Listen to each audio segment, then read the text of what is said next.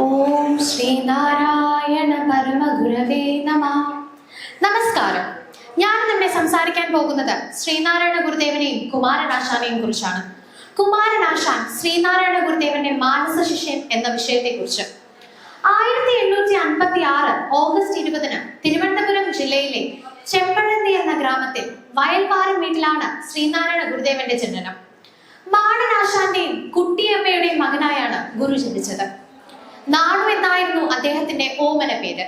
പ്രാഥമിക വിദ്യാഭ്യാസത്തിന് ശേഷം ഗുരു സംസ്കൃതവും വേദാന്തവും അഭ്യസിച്ചു. ജാതി വ്യവസ്ഥയ്ക്കും അന്ധവിശ്വാസത്തിനുമെതിരെ പോരാടിയ അദ്ദേഹം ഒരു ജാതി, ഒരു മതം, ഒരു ദൈവം മനുഷ്യന്, മതമേതായാലും മനുഷ്യൻ നന്നായാൽ മതി എന്ന വിപ്ലവകരമായ സന്ദേശത്തിലൂടെ കേരള സമൂഹത്തെ, ജനങ്ങളെ സമത്വത്തിലേക്ക് നയിച്ചു. 1873 ഏപ്രിൽ 12 തിരുവനന്തപുരം ജില്ലയിലെ കായിക്കരയിലാണ് കുമാരനാശാൻ ജനിച്ചത്. കുമാരനാശാന്റെ യഥാർത്ഥ പേര് N. കുമാരൻ എന്നായിരുന്നു. ചെറുപ്പം മുതലേ തന്നെ സംസ്കൃതത്തിലും കവിതയിലും മികവ് പ്രകടിപ്പിച്ചിരുന്ന കുമാരനാശാൻ പിന്നീട് ശ്രീനാരായണ ഗുരുദേവന്റെ ശിഷ്യത്വം സ്വീകരിച്ചു.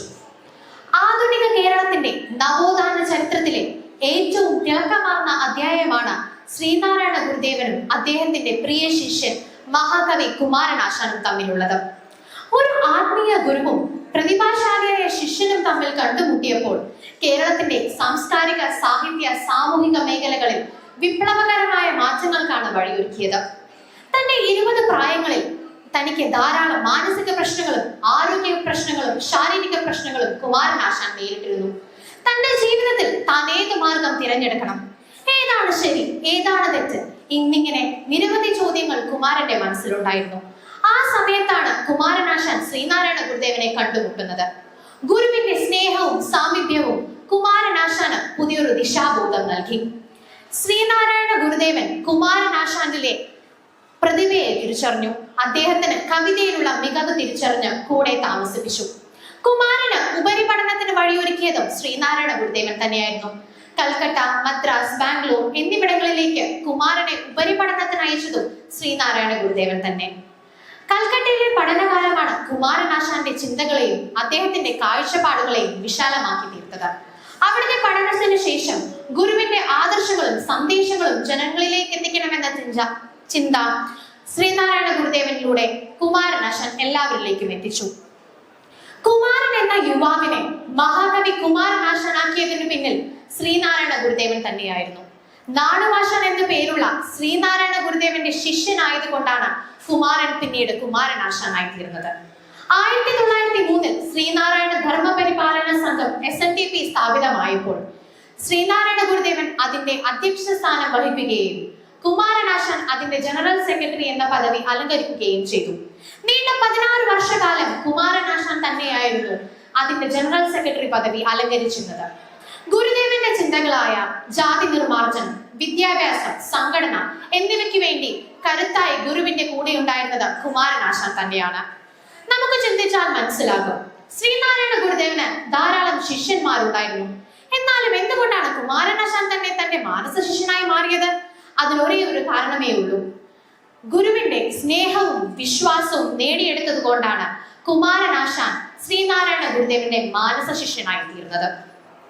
ഗുരുവിന്റെ ആദർശങ്ങളും ചിന്തകളും ജനങ്ങളിലേക്ക് എത്തിക്കണം എന്ന ഉറച്ച ചിന്തയോടെയാണ് കുമാരനാശാൻ ഗുരുസ്തവത്തിന് തുടക്കം കുറിക്കുന്നത്.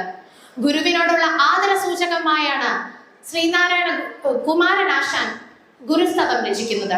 ആ ഗുരുസ്തവം വായിച്ചാൽ തന്നെ നമുക്ക് മനസ്സിലാകും എത്ര ആഴത്തിലാണ് കുമാരനാശാൻ എന്ന വ്യക്തിയുടെ മനസ്സിൽ ശ്രീനാരായണ ഗുരുദേവൻ എന്ന മഹത് വ്യക്തിയുടെ രൂപം രചിക്കപ്പെട്ടിരിക്കുന്നത് എന്ന്.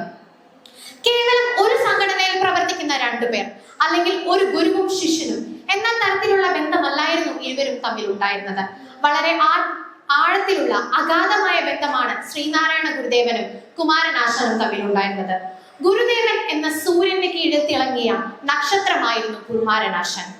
ശ്രീനാരായണ ഗുരുദേവനും കുമാരനാശാനും തമ്മിലുള്ള കണ്ടുമുട്ടലാണ്, അവർ തമ്മിലുള്ള കൂടിച്ചേരലാണ് ഇരുണ്ട കേരളത്തെ പ്രബുദ്ധതയിലേക്ക് നയിച്ചത്.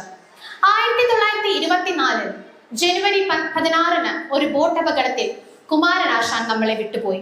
എന്നിരുന്നാലും എക്കാലവും അദ്ദേഹത്തിന്റെ കവിതകളും കൃതികളും അദ്ദേഹത്തിന്റെ സന്ദേശങ്ങളും നമ്മുടെ മനസ്സിലുണ്ടാകും.